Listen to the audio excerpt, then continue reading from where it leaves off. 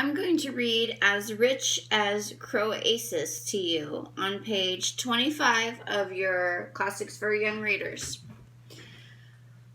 As Rich as Croesus. Some thousands of years ago, there lived in Asia a king whose name was Croesus. The country over which he ruled was not very large, but its people were prosperous and famed for their wealth. Croesus? I'm going to call him Croesus.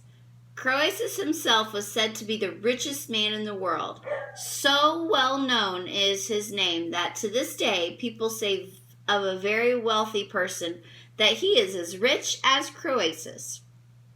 King Croesus had everything that could make him happy: lands and houses, fine clothing to wear, and beautiful things to look at. He could not think of anything he needed to make him more comfortable or contented. "I am the happiest man in the world," he said. It happened one summer that a great man from across the sea was traveling in Asia. The name of this man was Solon. He was the lawmaker of Athens in ancient Greece. He was noted for his wisdom. Even long after his death, people would praise a wise man by saying, "He is as wise as Solon." Solon had heard of Croesus, and so one day he visited him in his beautiful palace. Croesus was now happier and prouder than ever before, for the wisest man in the world was his guest. He led Solon through his palace. He showed him the grand rooms, the fine carpets, the soft couches, the rich furniture, the pictures, the books. Then he invited him out to see his garden and his orchards and his stables. He showed him thousands of rare and beautiful things that he collected from all parts of the world. In the evening, the wisest of men and the richest of men dined together. The king said to his guests, "Tell me, Solon, who do you think is the happiest of all men?" He expected that Solon would say Croesus. The wise man was silent for a minute, and then he said, "I have in mind a man who once lived in Athens, and whose name is Tellus. He, I doubt not, is the happiest of all men." This was not the answer that Croesus wanted, but he hid his disappointment and asked, "Why do you think so?" "Because," answered his guest, "Tellus was an honest man. He labored hard for many years to bring up his children and give them a good education. And when they were grown and able to take care of themselves, he joined the Athenian army and gave his life bravely in the defense of his country. Can you think of anyone who is more deserving of happiness?" "Perhaps not," answered Croesus, half choking with disappointment. "But who do you think ranks next to Tellus in happiness?" He was quite sure that now Solon would say Croesus.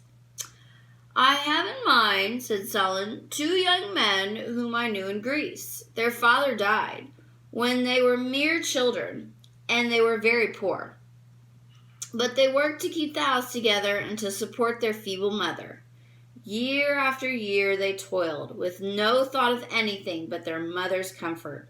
When at last she died, they gave their love to Athens, their native city, and served nobly as long as they lived." Then Croesus was angry. "Why is it," he asked, "that you think my wealth and power are nothing? Why is it that you place these poor working people above the richest king in the world?" "O king," said Solon, "no man can say whether you are happy or not until you die."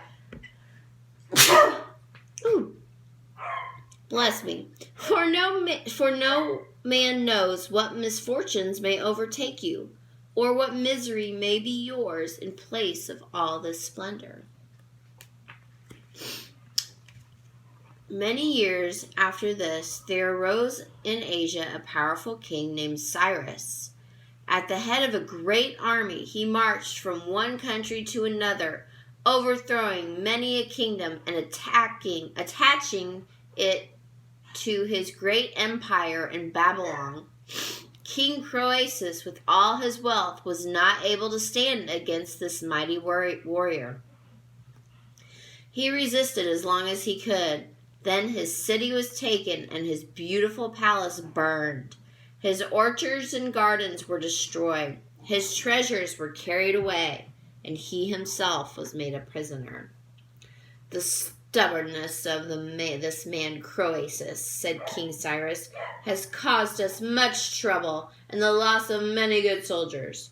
Take him and make him an example of him for others who may dare stand in our way. The soldiers seized Croesus and dragged him to the marketplace. Then they built up a great pile of dry sticks and timber taken from the ruins of his once beautiful palace.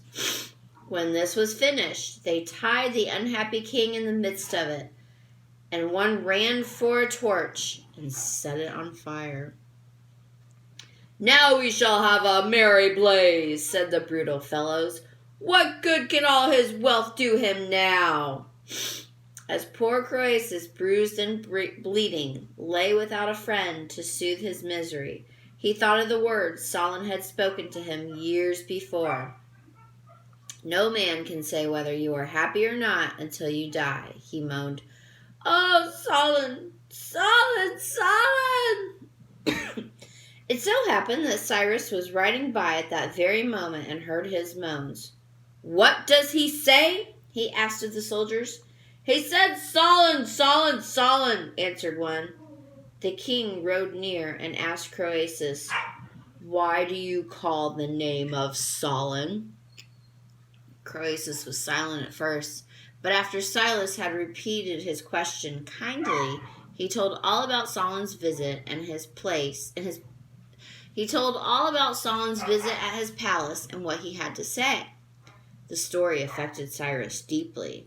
He thought of the words, "No man knows what misfortunes may overtake you, or what misery may be yours in place of all this splendor." And he wondered if sometime he too would lose all his power and be helpless in the hands of his enemies. "After all," he said, "shouldn't we be merciful and kind to those in distress?